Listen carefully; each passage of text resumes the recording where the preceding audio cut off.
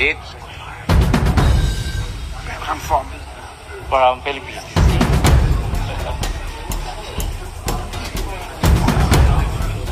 Oh.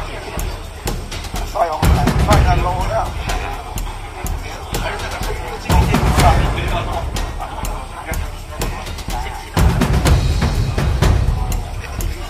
Ayan na mga boss.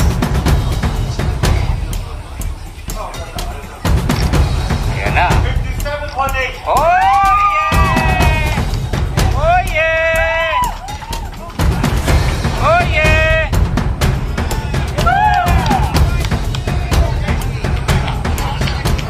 Meda. Let's go! Immortal ka talaga, Quadrala! Yun yung narinig ko mga boss. Ito yung kalaban mga boss. Lupat na. Oh. Suka na. Oh yeah. Tata. Yes! 57. 57.8.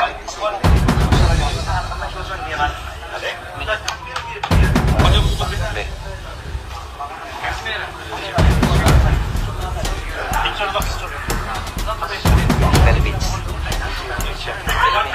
Oh yeah. Ito na mga boss. At congratulations.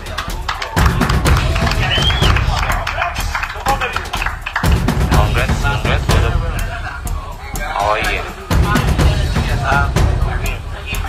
Hello guys, welcome back to our channel Winsworld TV. So, naganap na ang official and final weigh-in ng ating pambato na si former 3 World Division Champion Cuadro alas Jonriel Casimero at ng Japanese fighter na si Kainosuke Kameda. Para sa kanilang nakatakdang laban, madami ang fans na nag-alala sa tuwing lalaban si Jonriel Casimero na baka hindi ito makuha ang tamang timbang, dahil minsan nagkakaproblema ito, lalong-lalo na sa huling laban niya kontra Saul Sanchez.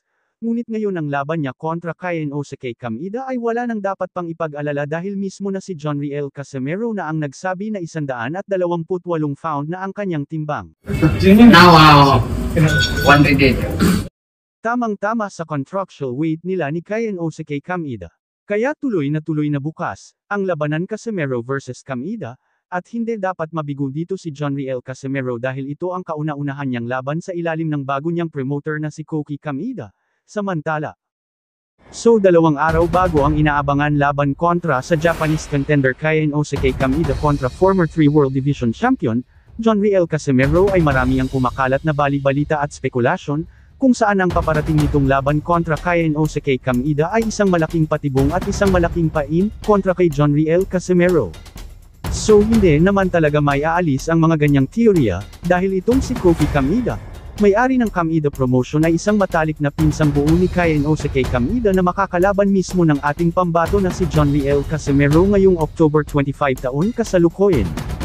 Alam naman ng karamihan na malaking isda itong si Jonriel Casimero na tamang-tama ihain sa pinsan niyang si Kainosuke Kameda, dahil kapag ito ay matalo ni Kainosuke Kameda si Jonriel Casimero ay panigurado na tataas ang market value nito sa mundo ng boxing sports, dahil sa batang-bata pa na edad ni Kainosuke Kameda ay marami pa itong laban na kanyang paglabanan sa ilalim ng Kameda Promotion na mismong may-ari ay ang kanyang pamilya at kadugo na si Koka Kameda.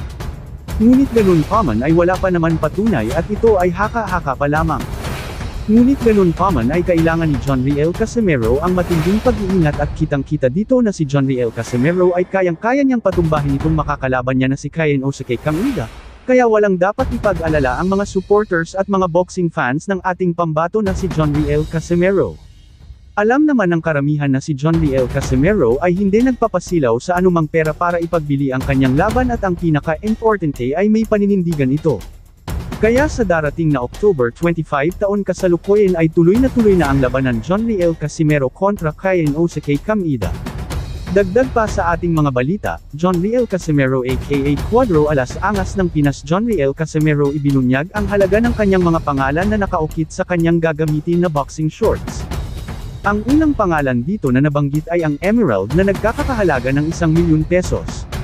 Sunod na pangalan na binanggit dito ay 4 Aces ay nagkakahalaga ito ng 1M, sunod na pangalan na nabanggit ay ang Tomas na nagkakahalaga ng 1 milyon pesos. Sunod sa nabanggit ay ang pangalan na MTech na nagkakahalaga ng 1 milyon pesos din, at ang huling pangalan na nabanggit ay ang nakasulat na Japanese word na nagkakahalaga ng 2.5 milyon pesos, kaya paldo na paldo talaga ang Team Casimero sa mga sponsor nila dito.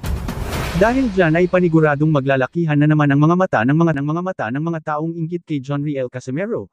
Just comment down below kung sino ang mga taong inggit at galit sa ating pambato pagdating sa boxing sports na si Jonriel Casimero. Kasi hanapin yung Dragon Ball. 1M, 2.5. Agay, paldo yun. Andun pa sa likod.